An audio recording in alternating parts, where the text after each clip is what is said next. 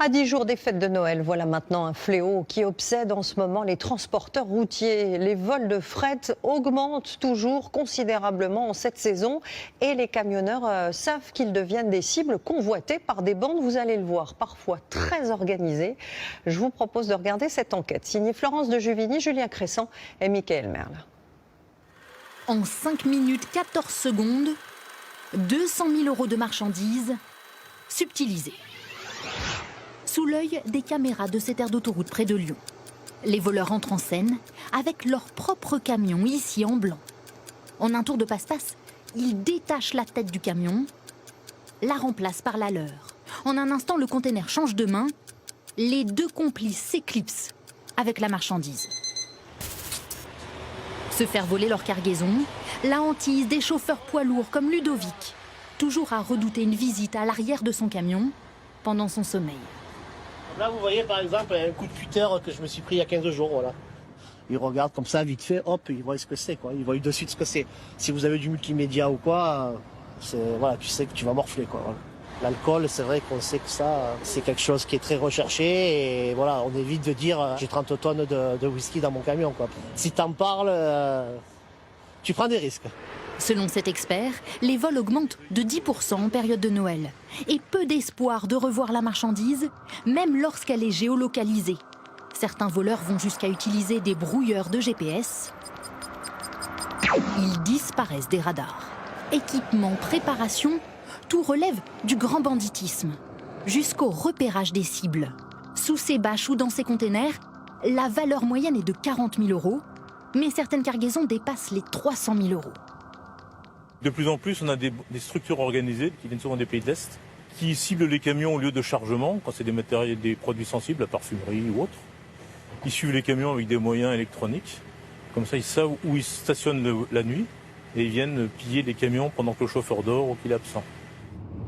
Un mot d'ordre chez de plus en plus de transporteurs, ne s'arrêter que sur des parkings sécurisés, comme celui-ci, un emplacement stratégique au carrefour des grandes routes européennes.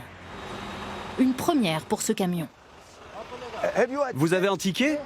25 € pour passer la nuit derrière ces barrières, sous la vigilance des caméras. Hello, good evening. Pourtant, ce camion a déjà des allures de coffre-fort.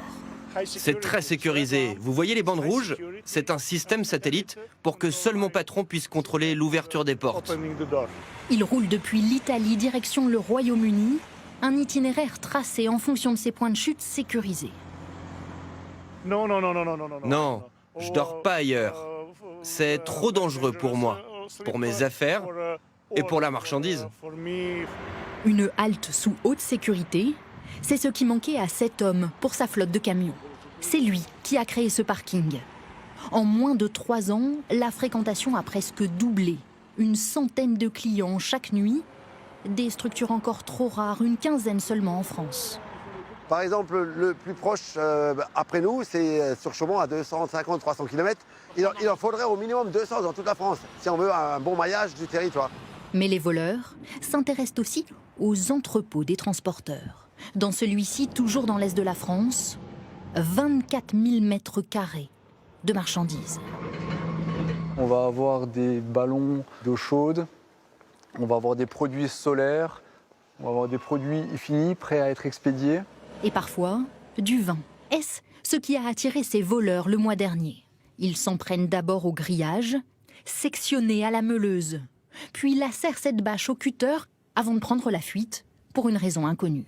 On sait très bien qu'à cette période-là, les gens cherchent à voler de la marchandise. Effectivement, ils auraient pu rentrer à l'intérieur du dépôt. Mais pour entrer dans l'entrepôt justement, 6 portes avec digicode, sous la surveillance de 9 caméras, 15 000 € investis ces 3 dernières années, indispensables. Aujourd'hui, nos clients nous le demandent.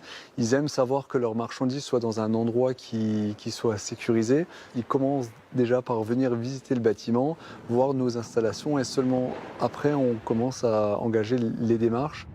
70% des vols de marchandises ont lieu pendant leur transport.